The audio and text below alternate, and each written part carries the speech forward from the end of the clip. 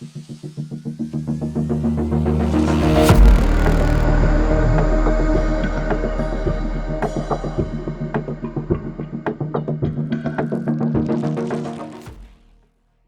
tal? Bienvenido como siempre a un close-up más. En este domingo 17 de diciembre, ya en vísperas navideñas, vamos a abordar el close-up del diputado Gerardo Fernández Noroña, quien dice estar en la mejor etapa de su vida ahora que está dentro del equipo de precampaña de la precandidata Claudia Sheinbaum. Sin más, siéntese, póngase cómodo, cómoda, comenzamos.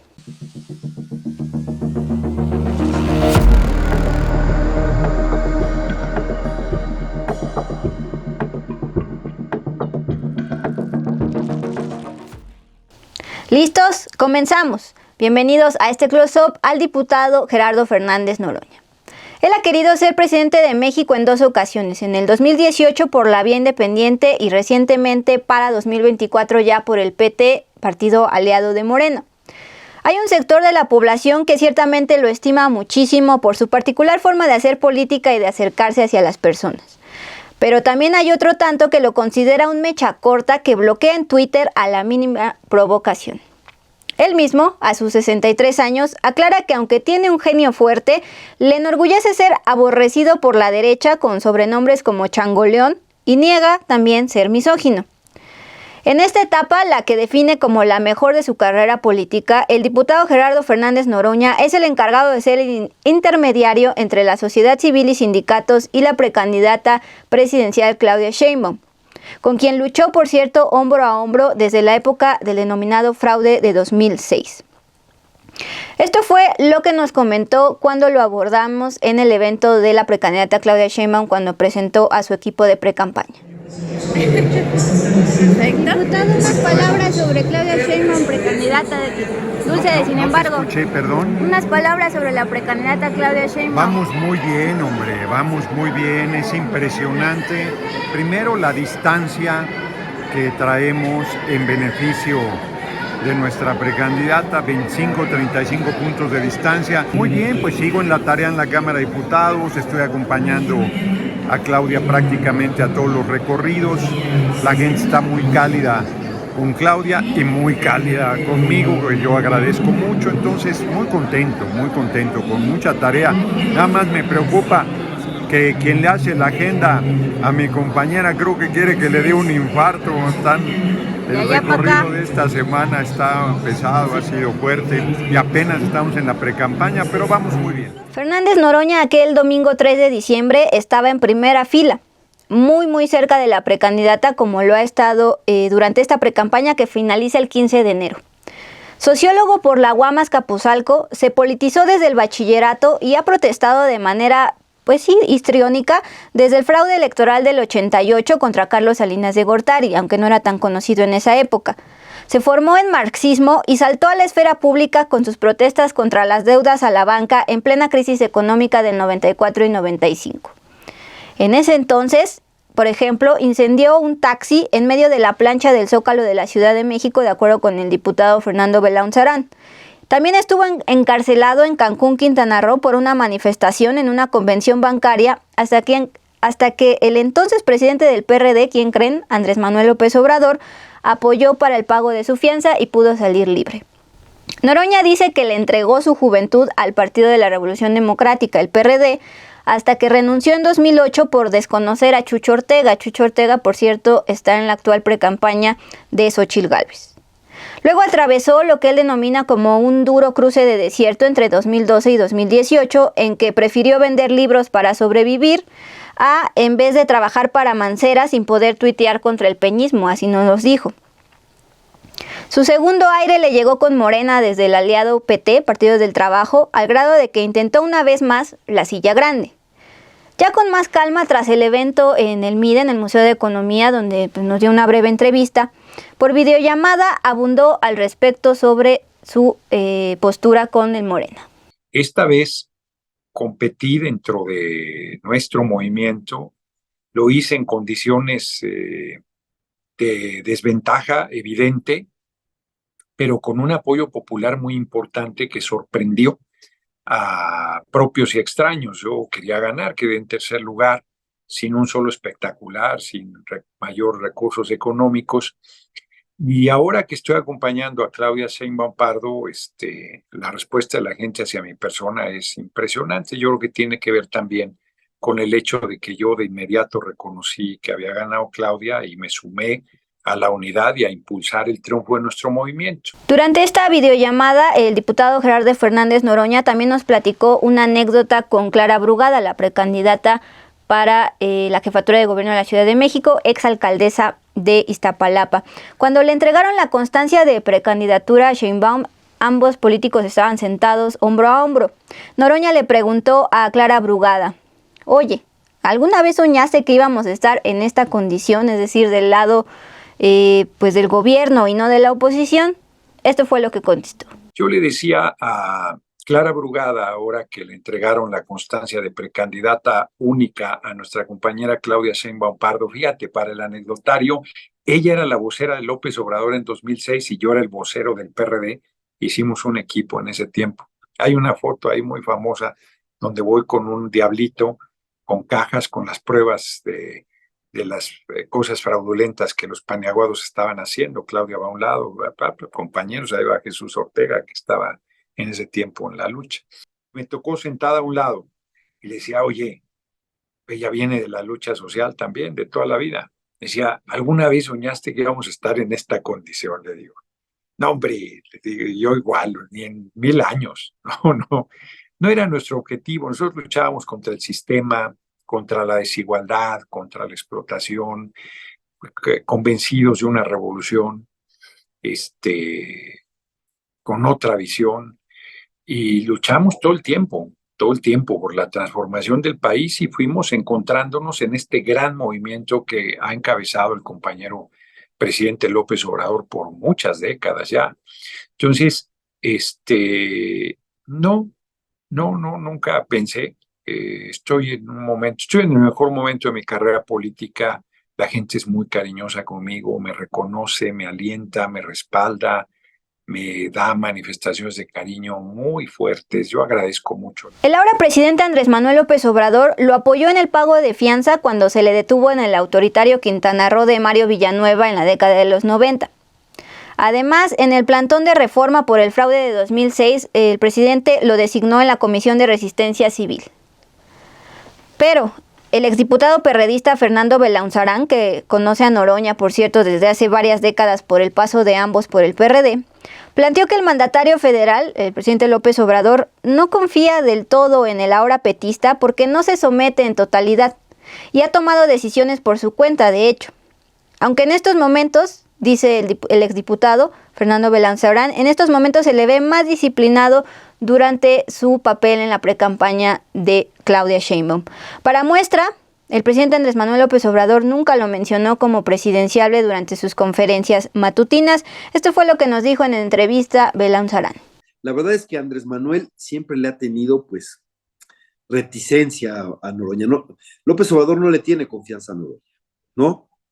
Eso es evidente y conocido, ¿no? A pesar de que el estilo Noroña es el que más le gusta a López Obrador. Aunque el estilo Noroña es el estilo que más le gusta a López Obrador no le tiene confianza, porque López Obrador no solo le gusta que ataquen a sus enemigos con locura, con rabia, insisto, no con veracidad, no con verdad, no con objetividad, con rabia y con insultos y ataques. Eso le encanta.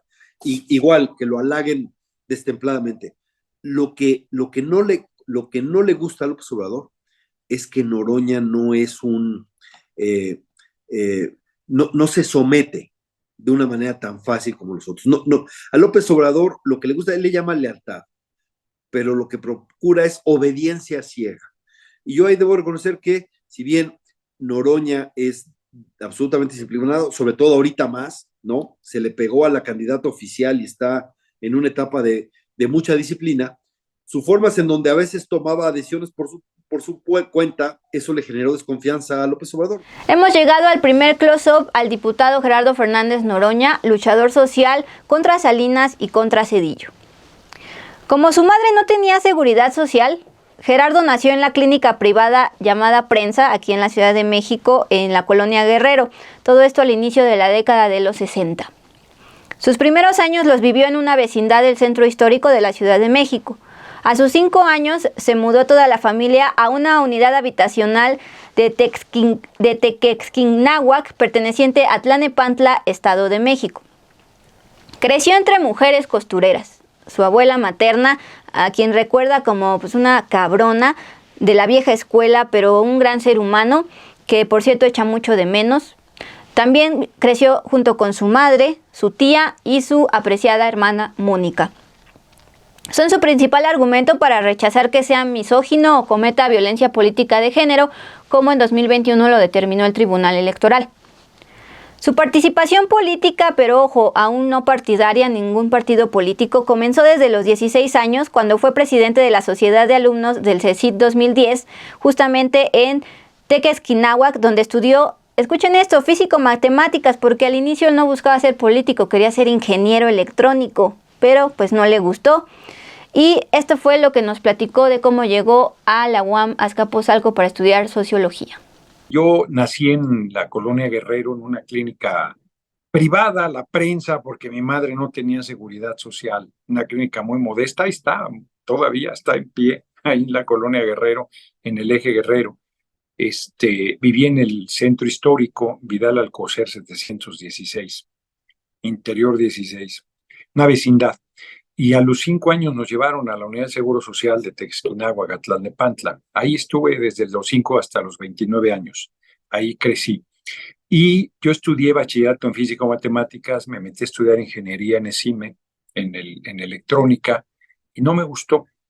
Y fui a un centro de orientación profesional que había en el Toreo, y ahí me dijeron, no, hombre, tú tienes un perfil social, estudia Derecho, Relaciones Internacionales y Sociología, y leí lo que era la carrera de Sociología.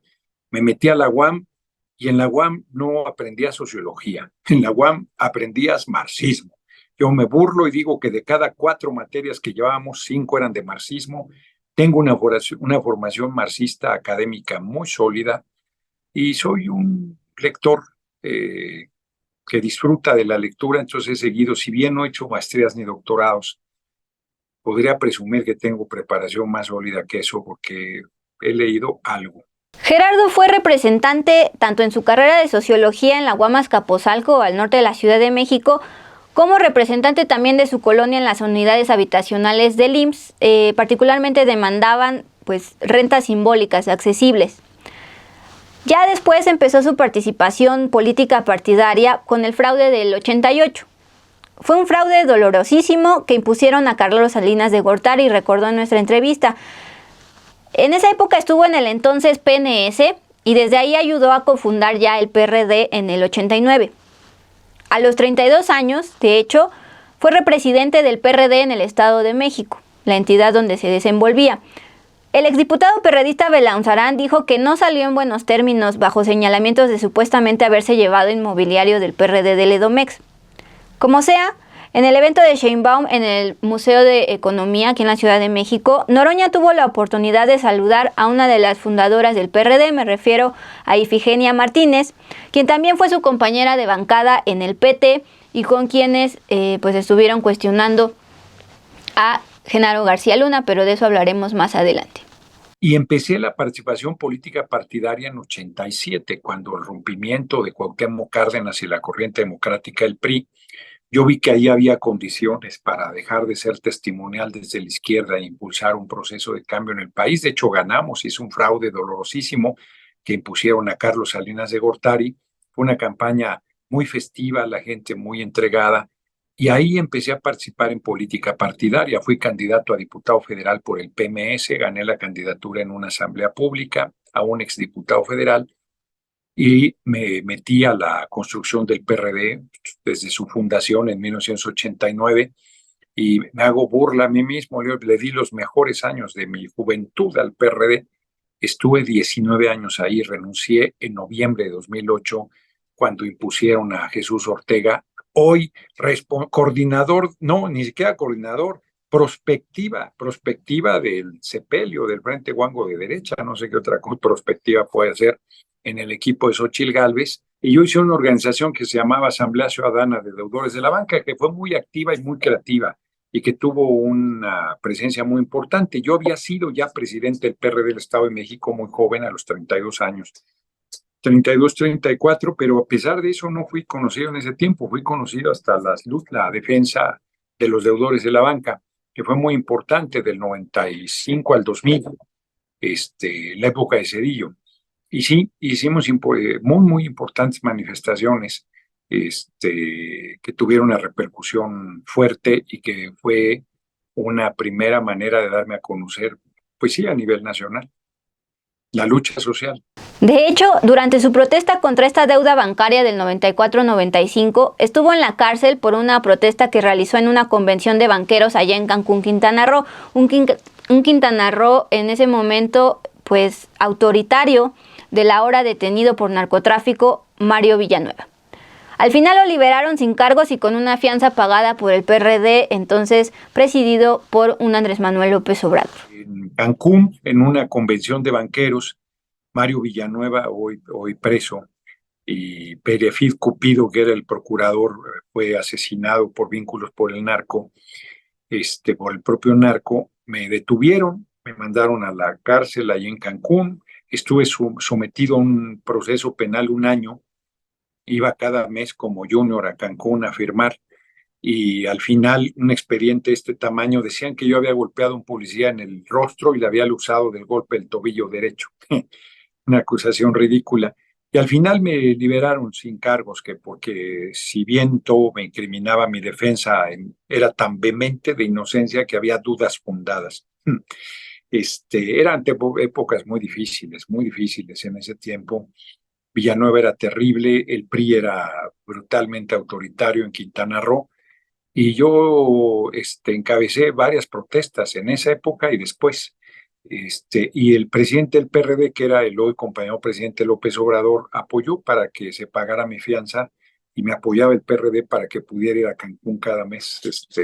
Me da el boleto de avión, que no era poca cosa, para mí hubiese sido muy difícil en otra circunstancia. Sí, así fue. Esa es la versión del propio diputado Fernández Noroña, pero sobre estas protestas contra la banca, el exdiputado perredista Fernando Belaunzarán, con quien pues claramente tiene diferencias políticas, cuestionó su estilo provocador y cavernario de manifestarse. Aunque le reconoció, pese a estas diferencias, que se adelantó a sus tiempos, en ese entonces 80s, inicios de milenio, y por eso hoy, en pleno 2023, pues se siente como pez en el agua, cuando pues es una era de polarización social, insultos y calumnias. Luego, ¿qué sería por ahí así del 95, 96? Es cuando se va a hacer política con la chupacabras, en esto de los deudores de la banca, pero los del Barzón tampoco lo querían, ¿no? Ramírez Cuellar le dijo, ve a hacer tu movimiento a otro lado, ¿no? Y él, sin tener esa base social que tenía el Barzón, pues se puso a hacer algunos performances, ¿no? Que era tirarse en la camioneta de Cedillo, cosas así, ¿no? Muy, pues para llamar la atención, un poco exagerados. ¿Te acuerdas que el propio Cedillo se bajó y lo levantó, ¿no? Cuando se tiró una vez ahí fue el propio Cedillo el que lo levantó, ¿no? Fue, digamos que su momento cumbre, ¿no? Luego, cuando el ingeniero Cárdenas gana, se va de taxista, estaba de taxista y le prende fuego a su taxi en el Zócalo, ¿no? Como una especie de protesta. Y Leonel Godoy, pues que era el de la policía, tiene que intervenir para pagar el taxi, etcétera, ¿no? Lo veíamos. Lo que sí te puedo decir es que, obviamente yo tengo diferencias con él, pero reconozco que de alguna manera fue visionario, porque su forma de hacer política se adelantó a este tiempo, entonces ahorita está como pez en el agua. Ese estilo cavernario, ese estilo provocador, ese estilo pendenciero, ese estilo donde se pone por delante el insulto y se calumnia con mucha facilidad, eso a finales del siglo pasado y a principios de se veía mal, ¿no? Era como alguien como un extremista aislado. Ahora, si tú lo ves, es uno entre tantos en la Cámara de Diputados porque todos son iguales. Es más, a veces hasta él parece el sensato. Desde su renuncia al Sol Azteca, al PRD, Noroña se ha mantenido sin militancia partidaria, está en el PT de manera externa. Catapultado por Juanito, fue candidato justo por el PT y también el entonces Convergencia para la alcaldía más poblada de la ciudad, me refiero a Iztapalapa, y ganó para el periodo 2009-2012 para ser diputado. Esto fue lo que nos dijo: a los 49 años fui diputado por primera vez. Luego se reeligió en 2018 para esta misma demarcación, para Iztapalapa, al ganarle precisamente al perredista Fernando Belaunzarán, quien atribuyó a la ola obradorista de 2018 su derrota electoral. A Belaunzarán, el diputado Noroña le aplicó la ley del hielo durante años porque aconsejó al PRD quitarlo de vocero justamente por estas formas. El filósofo Fernando Belaunzarán considera al sociólogo un farsante en el sentido de que encarna, escenifica a este personaje irracional, ultra duro, que grita en tribuna pero que en realidad no lo es. Miren, para prueba de la tensa relación entre ambos políticos, ambos de izquierdas, Belaunzarán compartió que en un evento en Aguascalientes, Noroña le aventó una copa de vino en el brazo. Lo que sí es que siempre le dio la vuelta a un debate conmigo, nunca ha querido debatir conmigo, ¿no? Por ahí me contaron anécdotas de, la anécdota de que en SDP querían un debate Noroña conmigo y él nunca aceptó. Yo hubiera aceptado, es más, yo hice todo lo posible para que hubiera debate en el INE, pero Morena boicoteó todo el tiempo para que no tuviéramos un solo debate. Yo siempre quise el debate. Una vez en Aguascalientes nos convocaron, nada más que me doy cuenta que yo estaba como en la Universidad de Aguascalientes. Yo estaba a las 4 y él estaba a las 5. Y una de las cosas que dije es, sí, pues, y entonces me dicen, oye, ¿y tendrías algún inconveniente en que los juntáramos y debatiéramos? Dije, no, ninguno. Y dice Noroña, pero yo no debato con pendejos. Y yo le dije, pero yo sí, ¿no? Y bueno, en todo ese desmadre, en un momento dado de enojo, me aventó una copa de vino. Pero estaba tan nervioso que le dio la copa de vino al presidente del PRD de Aguascalientes, que estaba a mi lado, ¿no? A mí me cayó un poquito en el brazo, pero se pone muy histérico, ¿no? No le gusta sobre todo no le gusta cuando su contraparte no se deja intimidar. Hemos llegado al siguiente close-up del diputado Gerardo Fernández Noroña contra Calderón y también su época de librero. Gerardo Fernández Noroña fue el único legislador, el único que le dijo a la cara a Genaro García Luna que era un asesino y que iba a terminar en la cárcel. Todo esto cuando todavía estaba en el poder y era arropado por Felipe del Sagrado Corazón de Jesús Calderón Hinojosa, como siempre le llama el diputado al expresidente.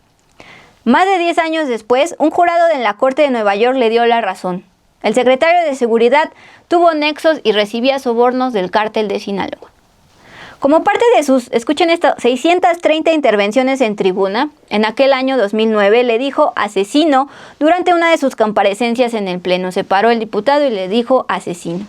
Un año después, en 2010, le reiteró este señalamiento y le cuestionó sobre enriquecimiento ilícito, el asesinato de los estudiantes del TEC de Monterrey y también los montajes de detenciones sin órdenes judiciales como el emblemático caso de Florence Cassés. Escuchemos y recordemos este momento. Diputadas y diputados, mantengamos la calma. Sí, diputado, dígame. El artículo 107 dice: no podrá llamarse al orden al orador que critique o censure a funcionarios públicos por faltas o errores cometidos en el desempeño de sus atribuciones, pero en caso de injurias o calumnias, el interesado podrá reclamarlas en la misma sesión. El secretario del gobierno de facto tiene oportunidad en la sesión desmentir que es un asesino, que sostengo con toda responsabilidad, y remito al diccionario de la Real Academia Española para ver lo que es un asesino, lo cual sostengo que es. Le pido a usted, diputado, y a todos los diputados y diputadas, mantengamos la tranquilidad para desahogar esta comparecencia que está perfectamente acordada por todos los grupos parlamentarios. El año pasado, en el Pleno de la Cámara de Diputados, sostuve que eras un asesino. En el año que ha transcurrido, tu carrera criminal se ha incrementado de manera notable, debo reconocerlo. Voy a empezar por lo más sencillo. Dice transparencia que ganas 205,000 pesos, poco más, y con los descuentos quedan 144,331. Seguro hay muchos extras que tienes ahí, legales, otros no. Pero sería bueno que nos explicaras cómo haces para tener una casa de 20 millones de pesos que está en Monte Funiar, número 21, fraccionamiento Jardines de la Montaña. Pero no para ahí tu patrimonio. Está también este pequeño lugar campestre de 15 millones de pesos en el fraccionamiento Pedregal de las Fuentes de Jiutepec, Morelos. Pero no para ahí tu patrimonio. Eres un hombre próspero. Y lo que era tu casa, ¿no?, ahora es un restaurante que vale 7.5 millones de pesos, según tú mismo declaraste. Dijiste que habías obtenido un préstamo hipotecario. Entonces sería interesante que nos dijeras cómo se puede hacer de no tener nada, esta primer casa con 7 millones y medio, y después comprar esta propiedad rural de 15 millones de pesos, que como ustedes ven es bastante extensa, y la de 20 millones de pesos, que tiene mala fachada, pero pues está todavía en proceso de construcción. Tú deberías estar en la cárcel, junto con tu jefe Calderón. No van a quedar impunes de los crímenes gravísimos que están cometiendo en agravio de la nación y del pueblo de México. Como se me está acabando el tiempo, guardaré algunas de las preguntas que ya no me podrás contestar por el formato. De todos modos, no creo que me contestes estas. Es terrible que gente como usted esté en funciones públicas, y nada menos que en la de seguridad pública. George Orwell con 1984 se quedó corto. Este es un gobierno donde efectivamente todo es al revés y los mayores delincuentes están al frente de la seguridad pública. Qué tragedia para el país, pero no descansaremos hasta verlo en la cárcel, García Luna. De 2009 y 2010 regresamos a 2023 en aquella entrevista que nos dio para el espacio de Close-Up. Estaba incluso en su oficina de la Cámara de Diputados aquella noche de la entrevista y reconoció que sí era muy enérgico en sus intervenciones contra funcionarios del calderonismo, no solo contra Genaro García Luna, también contra Juan Molinar Carcasitas por el caso del incendio de la guardería ABC del IMSS, también contra los secretarios de Gobernación, tanto Francisco Bley como Fernando Gómez Montt. Incluso cuestionó el presunto alcoholismo de Calderón, acuérdense, lo que derivó en la salida de la periodista Carmen Aristegui de MBS Noticias. Aunque Noroña enfatizó que él ha protestado desde Salinas de Gortari, pero pues no era tan conocido, no era tan mediático. En el año 2006, durante el denominado fraude electoral, fue vocero del plantón colocado en Reforma, una de las avenidas principales del entonces Distrito Federal. Luego fue votado para ser diputado federal por el PT de 2009 a 2012, así recuerda aquellos momentos. Desde Salinas, yo protesté en contra de Carlos Salinas de Gortari, pero yo no era conocido, porque también nos hicieron un fraude. Ya en 2006, pues yo había sido vocero del PRD, de hecho durante el plantón de Reforma fui además vocero del plantón, cuando nos hicieron el fraude dolorosísimo que impusieron al comandante Borola Salas Felipe, el Sagrado Corazón de Jesús Calderón Hinojosa. Luego el hoy compañero presidente me designó en la comisión de Resistencia Civil. Éramos un grupo de 6 compañeros, estaba Ramírez Cuellar, estaba Carlos Simas, estaba Jesús A. Rodríguez, estaba Martí Batres, alguien se me escapa seguramente, y encabezamos varias protestas, y luego yo permanecí.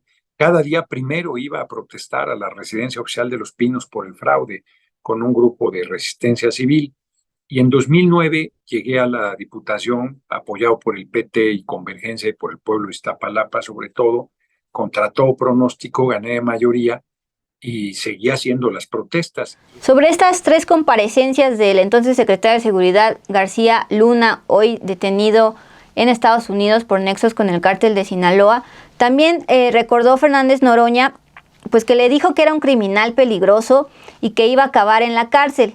Esto fue lo que narró al respecto, lo que recuerda. Era muy enérgico en mis intervenciones, y a García Luna, los 3 años que compareció, le dije que era un criminal peligroso, que estaba vinculado al Chapo Guzmán, que iba a acabar en la cárcel. Hoy la gente ve esos videos y se impresiona, porque que en la actualidad le digan todo lo que dicen a García Luna, pues no tiene gracia, no se expone nada. Yo se lo dije en el momento de su poder, y lo hice además con mucha responsabilidad, porque yo sabía que hablaba con verdad. Anabel Hernández, que lamentablemente perdió el rumbo, hizo un libro muy importante que se llamó Los Señores del Narco, que daba elementos muy fuertes sobre los vínculos de García Luna con el crimen organizado, pero yo desde antes ya lo había denunciado, desde el primer año que compareció. Fueron comparecencias muy fuertes, pero no solo la de él, la de Molinaro Casitas, responsable de la tragedia de la guardería ABC, donde 49 niños murieron quemados vivos, luego fue secretario de Comunicación, a los secretarios de Gobernación, primero a Blake Mora y después a Moriño no le tocó ni siquiera comparecer. Estaba alguien más, no recuerdo quién, también fueron encontronazos muy duros. ¿Gómez Mont?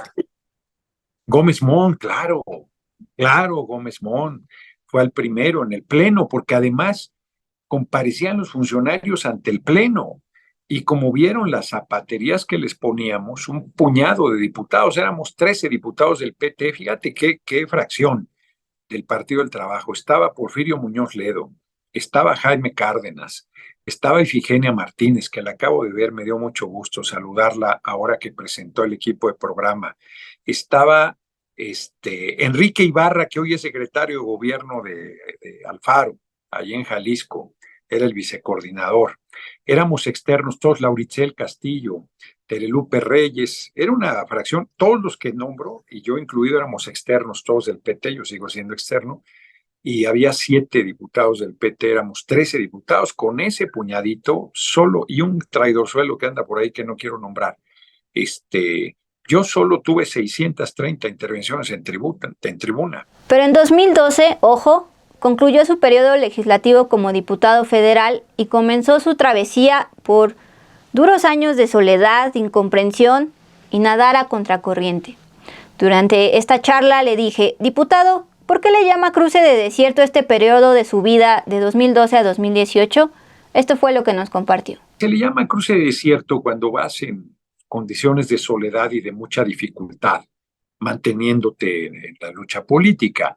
Yo quise ser jefe de gobierno en 2012, me mandaron al 5º lugar, nos dijeron que todo el mundo íbamos a tener un espacio para seguir actuando políticamente, y no fue así. Mancera, que ganó la jefatura de gobierno, me ofreció un cargo inventado, no estaba mal pagado, pero lo primero que me dijo fue, eso sí, no vas a poder tuitear en contra del presidente Peña. Le dije, no, mi amigo, desde que se murió mi abuelita a mí nadie me regaña, y preferí ir a venderme libros afuera de mi casa. Yo ponía una mesita y libros míos que yo había comprado, que ya había leído, que tenía repetidos, y empecé a ejercer el oficio de librero. Fue duro porque no tenía yo un ingreso, no tenía yo, pues la venta de libros me fue muy bien al principio. Dije, no, hombre, con esto ya la hice, pero fue la novedad. Nunca me fue mal en la venta de libros, pero no como para poderme sostener con eso. Al final fue un periodo de mi vida muy pleno, fue un periodo de mi vida muy satisfactorio. Nunca tuve necesidades, no dejé de comer 3 veces al día, ni dejé de cumplir con mis obligaciones familiares, pero fue duro en ese sentido, en que estaba solo, en que estaba incomprendido, en que estaba a contracorriente, pero fue un proceso muy, muy productivo para mí, muy enriquecedor. No estaría donde estoy sin ese duro cruce de desierto. Después de atravesar ese duro desierto, a su regreso a la Cámara de Diputados, donde se mueve como pez en el agua, era 2018 y hasta la fecha lo es. Tras ganar el distrito de Iztapalapa, otra icónica intervención del diputado fue en octubre de 2018, durante la comparecencia de Rosario Robles Berlanga, entonces secretaria de Gabinete del gobierno de Enrique Peña Nieto. Como con Genaro García Luna, también previó que Robles estaría en la cárcel, y así fue al menos durante 3 años en el Reclusorio Sur, mientras se indagaba el caso de la estafa maestra, y recientemente fue absuelta de esto. Ahí en el pleno y a la cara le gritó cínica y burlona, lo que le valió ser señalado de violencia política de género y meterse en la vida privada. Vamos a recordar esta otra icónica comparecencia contra una secretaria de Estado. Diputada Presidenta, quiero hacerle una solicitud a la mesa directiva. Yo no tenía pensado intervenir en esta comparecencia. Es muy indignante Pero, el nivel. A ver, diputado, ¿usted quiere tomar la palabra? No, la lo que quiero es en la pedirle, lista. lo que quiero es pedirle algo, diputada Presidenta, que si sigue en ese tono de cinismo y de burla a esta soberanía, la secretaria, sea cancelada la comparecencia, porque es intolerable estarle escuchando ese nivel de desvergüenza. El nuevo aeropuerto internacional de la Ciudad de México. El presidente Enrique Peña Nieto no solo pensó en una obra de infraestructura, No solo pensó que esa obra sería la entrada al país de muchos turistas. Este programa de ordenamiento territorial de la zona oriente comercial al negocio. No, ese no es tema. Esa no es su área. Esa no es su área. No vengan a hacer comercial. No vengan a hacer comercial. No vengan a hacer comercial a ese negocio que ustedes. Entonces no vengan a hacer comercial. ¡Le canta el circo! A ver, diputada presidenta, orden. Con todo respeto, llamo a las diputadas y diputados a ubicarse en su curul y permitir el desahogo de la comparecencia. Con respeto le pido al diputado Gerardo Fernández Noroña ocupe su lugar y a todos ocupar su lugar para seguir con la comparecencia. Ella está dando respuesta a una pregunta. Sí, pero no es el tema, diputada. No es el tema. Eso no compareció. Por favor, guarden compostura para poder continuar. Quedan nada más 45 días, pero hay mucho que hacer. No pienso renunciar. Tengo mucho trabajo todavía. Yo no voy a tener fuero. Yo voy a ser una ciudadana común y corriente que le hará frente a cualquier autoridad, porque tengo las manos limpias y tengo la conciencia tranquila. Una sola verdad le escuché a la señora Robles durante su comparecencia cuando a Javier Hidalgo le dijo que no ha cambiado nunca. Habló con verdad. En marzo de 2004 fue juzgada por el Comité Ejecutivo Nacional del PRD por actos de corrupción y por complotar en contra del compañero Andrés Manuel López Obrador. Fue expulsada del partido y todo el tiempo alegó inocencia, como lo ha hecho aquí durante toda la comparecencia. Pero ahí está el libro de Carlos Ahumada, Derecho y Réplica, del que fue su amante, que la pinta de cuerpo completo. Ahí queda de manera muy clara, le pido que... Compañero diputado Fernández Noroña. Paren mi tiempo porque están interrumpiendo. Permítame un momentito. Sí. Estoy segura que con su conocimiento y experiencia sabe que no debe incurrir en cuestiones de carácter estrictamente personal, como es el caso. Vaya usted a sus argumentos políticos, que siempre son muy interesantes. Muy bien, es un argumento político. Dejen de interrumpir. Hizo una relación personal y política para corromperse y enriquecerse al cobijo del poder. Está documentado y ahí está el libro de Carlos Ahumada. Estoy dando un argumento político. Compañero. Llegamos finalmente al close-up del diputado Gerardo Fernández Noroña con Morena a través de PT, con el movimiento. En el año 2018, Noroña desistió ser candidato presidencial por la vía independiente ante el INE, decidió apoyar al compañero Andrés Manuel López Obrador, como le dice, sin ni siquiera haberlo hablado de por medio. Pero en este 2024, rumbo a 2024, lo intentó en serio. Y sin despilfarro en espectaculares ni tampoco en youtubers, quedó en tercer lugar. Vamos a recordar lo que dijo en aquella noche de miércoles que la precandidata Claudia Sheinbaum resultó ganadora en esta encuesta interna. Desde el 19 de junio hasta el 27 de agosto, consta en actas, en todas mis intervenciones en las asambleas informativas, hice invariablemente un llamado a la unidad del pueblo, a la unidad del movimiento y a la unidad de los partidos del movimiento, Morena, PT y Verde.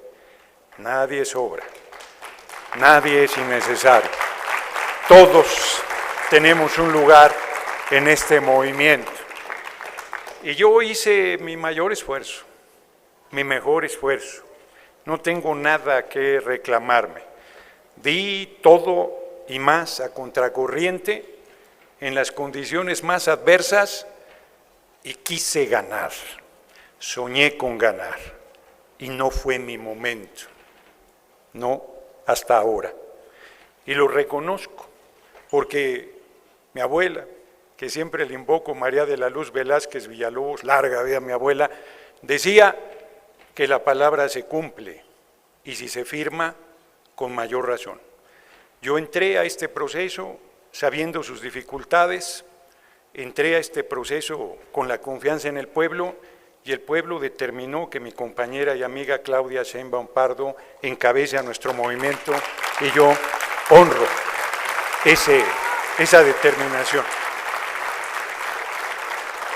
La derecha se relame los bigotes, piensa que vamos a perder, pero yo también con mi compañero Ricardo Monreal comparto que Marcelo Ebrard aquí tiene su lugar, pero también lo dije, que quien rompa por ambición se lo va a chupar la bruja políticamente hablando.